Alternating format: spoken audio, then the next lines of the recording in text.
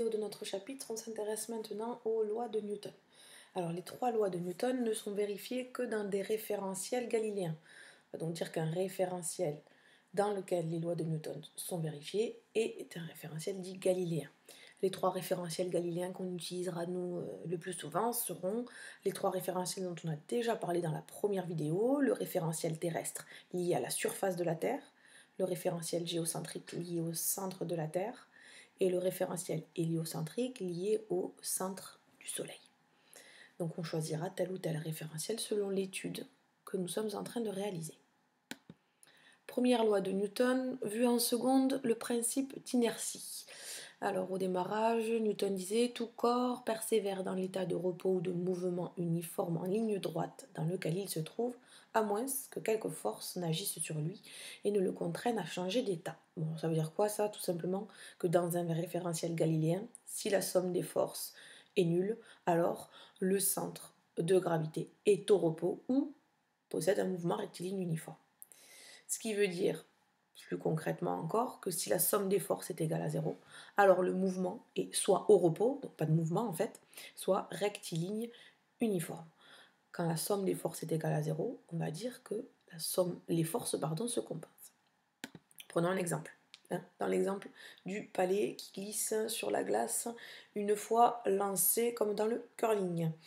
Les forces qui s'exercent sur le palais ne sont que son poids et la réaction du support dans la mesure où on va négliger les forces de frottement de l'air ou de la glace. On a donc somme des forces égale P plus R, poids plus réaction du support. Les deux forces se compensent, donc la somme des forces est égale à 0. D'après le principe d'inertie, de possibilité, soit le palais est immobile, ce qui n'est pas le cas, il vient d'être lancé, il ne s'est absolument pas arrêté, soit il est animé d'un mouvement rectiligne uniforme dont la vitesse est la vitesse de départ V0 donnée par le lanceur. Donc si on applique ce principe d'inertie, ça voudrait dire que le palais ne s'arrête jamais. Tant qu'il y a de la glace, tant qu'il peut glisser, il ne s'arrête pas. On sait très bien qu'en réalité, le palais finit par s'arrêter. Pourquoi? Parce que nous avons négligé les forces de frottement. Or, ces forces de frottement existent bel et bien. On n'a donc pas somme des forces égale 0, mais somme des forces égale P plus R plus les frottements. Deuxième loi de Newton, le principe fondamental de la dynamique. Que disait Newton à l'époque? Les changements qui arrivent dans le mouvement sont proportionnels à la force motrice et se font dans la ligne droite dans laquelle cette force a été imprimée. Résumé, on dira dans un référentiel galiléen, la somme des forces extérieures est égale à la dérivée du vecteur quantité de mouvement par rapport au temps. Autrement dit, somme des forces égale dp sur dt, qu'on écrira très souvent somme des forces égale ma. Alors, qui est ce vecteur p, quantité de mouvement? Quantité de mouvement est égale p égale m scalaire v. Donc, du coup, la quantité de mouvement et la vitesse sont deux vecteurs qui seront collinéaires, ils auront même direction, même sens. L'unité, lorsque l'on prendra la valeur de la quantité de mouvement, sera en kg mètre seconde moins 1, par équation aux dimensions entre la masse en kg et la vitesse en mètres par seconde. Le vecteur quantité de mouvement, en fait, lui, va juste permettre de rendre compte de l'effet de la masse en mouvement d'un corps. Autrement dit, quelle va être l'implication, quelle va être la conséquence de ce mouvement et de la masse de l'objet en mouvement sur le reste. On va voir ça avec des exemples, notamment au billard. Quand vous avez la balle blanche qui s'approche de la balle rouge, la balle blanche a une vitesse V, la balle rouge est au repos, une collision entre les deux boules, la balle blanche est arrêtée et la balle rouge repart avec une certaine vitesse, la même vitesse que celle avec laquelle était arrivée la balle blanche. Il y a eu une sorte de transfert, quoi. Dans un référentiel galiléen, on dit que la quantité de mouvement d'un système isolé ou pseudo-isolé est conservée. Autrement dit, dp sur dt égale 0. Ça va nous être très utile dans la dernière partie du chapitre. Donc, quantité de mouvement conservée dans un système isolé ou pseudo-isolé. Isolé, ça voudra dire que le système n'a pas de modification de sa masse, de sa température, etc., de ses propriétés intrinsèques. Prenons 3 exemples pour mettre en avant l'histoire de la quantité de mouvement et de l'importance des paramètres masse et vitesse. Donc dans la première vidéo qui est sur cette page, on a 2 chariots, un rouge, un bleu. Les 2 chariots ont la même masse, mais ils n'ont pas la même vitesse. Le chariot rouge va au départ plus vite que le bleu. Un choc va avoir lieu et il va y avoir un transfert. Voilà.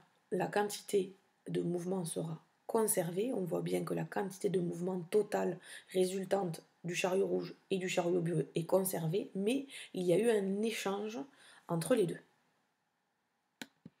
Deuxième vidéo, cette fois-ci, ce n'est plus la vitesse qui change, les 2 chariots vont à la même vitesse, mais la masse qui change. Le chariot bleu est beaucoup plus lourd que le chariot rouge.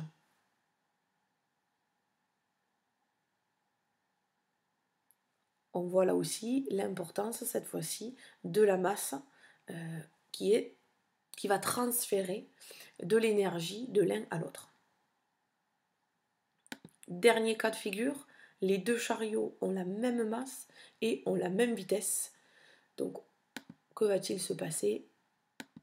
Est-ce que l'un va agir sur l'autre? Les 2 chariots repartent avec la même vitesse. La quantité de mouvement, là aussi, est considérée comme conservée. Alors, revenons à notre loi de Newton, troisième loi de Newton, qui disait somme des forces égale dP sur dt. On vient de voir que P c'était mv. On a donc d de mv sur dt. M étant une constante, on peut sortir de la dérivée. On a m dv sur dt.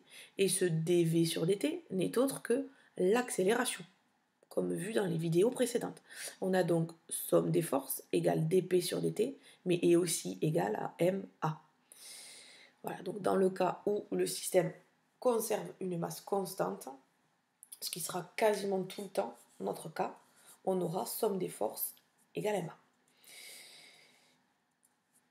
Exemple supplémentaire. Dans le cas où on a un mouvement de chute libre, la seule force qui va s'exercer sur l'objet qui est en chute, c'est son poids. Donc si on applique la troisième loi de Newton, principe fondamental de la dynamique, somme des forces égale ma, on a donc P égale ma, entre parenthèses je précise que nous avons là aussi négligé les forces de frottement, notamment les forces de frottement de l'air.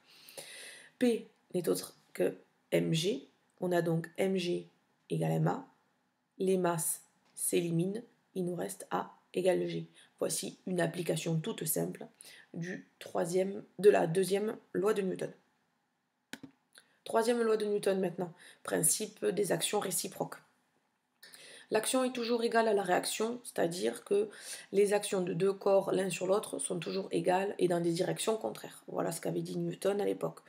On peut aujourd'hui traduire ça par les actions réciproques sont des forces collinéaires d'intensité égale et de sens contraire. Même direction, même direction mais sens opposé. La force de A sur B est égale à moins l'opposé, la force de B sur A. Donc dans l'exemple où on a un homme qui exerce une force sur un mur, le mur exerce la même force à l'opposé sur l'homme. Même chose entre l'éléphant et le singe posé sur son dos. Le singe exerce une force sur l'éléphant qui est représenté en rouge. L'éléphant exerce une force sur le singe qui est représenté en bleu. Et c'est exactement la même chose dans les 2 exemples qui suivent. La Lune exerce une force sur la Terre exerce une force sur la Lune. Ces 2 forces sont de valeur égale mais de sens contraire. Voilà pour les 3 lois de Newton. Je rappelle, première loi de Newton, principe d'inertie. Si la somme des forces est égale à 0, alors le mouvement est rectiligne uniforme ou il n'y a pas de mouvement, l'objet est au repos. Deuxième loi de Newton, principe fondamental de la dynamique, somme des forces égale dp sur dt, qu'on écrira aussi somme des forces égale ma. Et troisième loi de Newton, les actions réciproques, la force de A sur B est égale à moins la force de B sur A. On va voir maintenant